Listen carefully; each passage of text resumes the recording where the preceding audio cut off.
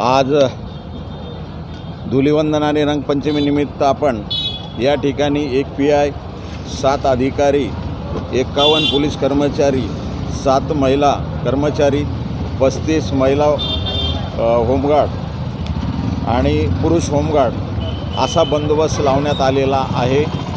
सदर ठिकाणी आम्ही जवळपास 5 पेट्रोलिंग ठेवलेले आहेत। 5 गाड्याची पेट्रोलिंग आहे, 5 अधिकारी आणि प्रत्येक गाडीवर 4-4, 5-5 कर्मचारी महिलासहित आपण दिलेले आहेत। त्याच्यामुळे आज आपण प्रत्येक चौकात किंवा ज्या ज्या ठिकाणी गर्दी राहील त्या ठिकाणी आपण फिक्स पॉईंट पण नेमलेले आहेत आणि तसेच गाड्याची पेट्रोलिंग पण ठेवलेली।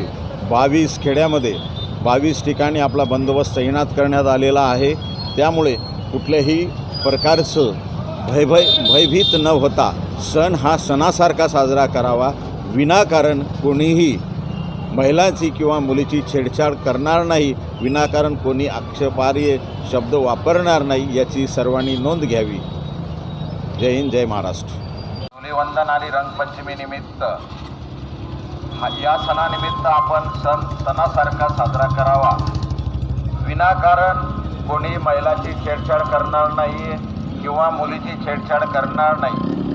नवीन BNS कायद्याप्रमाणे आपल्यावर कायदेशीर कारवाई करण्यात येईल आणि सदर गुन्हा दाखल करून आपल्या विरुद्ध कारवाई केल्यानंतर सदर गुन्ह्यात अटक करण्यात येईल याची सर्वांनी नोंद घ्यावी।